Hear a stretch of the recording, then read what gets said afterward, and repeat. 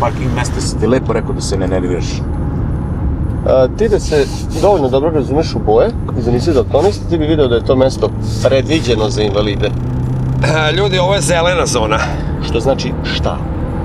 Što znači da ćemo morati da platimo 80 dinara. Pa te pare neće vidjeti od mene. Zašto uvek moraš da praviš problem? Zato što je stipsa. Ljudi, zakasnit će, banka radi do 16. Opušteno, ajde, ja ću da platim, samo da se parkiramo negde. Ne, ne i ne. Ovdje se ne radi o parama, ovo je stvar principa. Je li jasno? Recimo, molim te, je li ovo ovdje javna površina? Pitao sam, je li ovo ovdje javna površina? Jeste, javna je površina.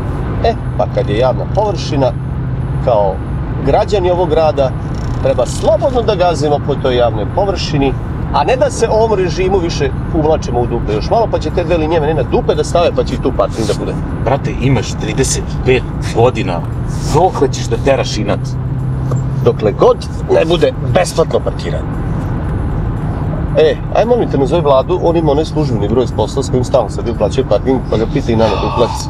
Ostarićeš, nećeš znati da ćeš žuto mesto za invalide dočekati. Pogledaj onog majmuna.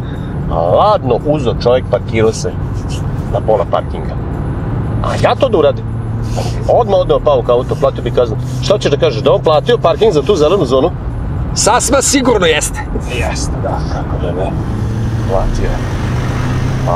Ovo je prosto neverovatno. Ljudi, ja ovo više ne mogu da slušam. Pa ja ne znam, ljudi, jeste vi čuli da se na Islandu uopšte parking ne plaća? To nije tačno. Pa naravno da se ne plaća kad ih ima 300.000 i kada žive u Vukojebini.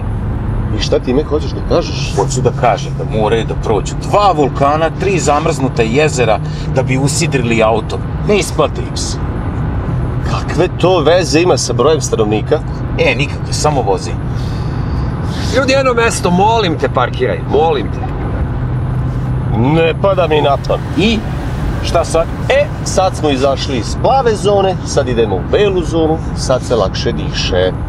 Jer to znači da si konačno spreman da pljuneš 40 dinara? Ne, nego to znači da će ovdje kazna biti upola manja. Ni to nije tačno. Čekaj, ti si spreman da platiš 30 puta veću kaznu od parking mesta? Tako je. Molim te, objasni. Slušaj me sad ovako. Zbog neplaćanja te kazne, bar ću biti ponosan zbog svoje neposlušnosti. Ti definitivno, ali definitivno nisi normalan. Neću više da se klanjam ovom režimu i da savijam kičmu zbog njega. Nemoj, mi ćemo ti je savjeti. Kao prvo, parkiranje na Islandu nije besplatno. Kako nije? Pa lepo, nije. Ne znam da si to čuo. Pa od Bože Tuđmana iz komšiluka. Baš ti je verodostojan izvor. Reci mi, molim te, li ti to rekao pre ili posle nego što je seo na drvenu gajbu ispred zadruge? Kao drugo, kazna za parkiranje je svuda ista. U plavoj, u žutoj, u zelenoj zoni. Svejedno je. Kao treće, i ono najvažnije, nećemo stići u banku. Znači, parkiraj se odmah ili izlazim iz auta. Šta je sad? Nestade nam goriva.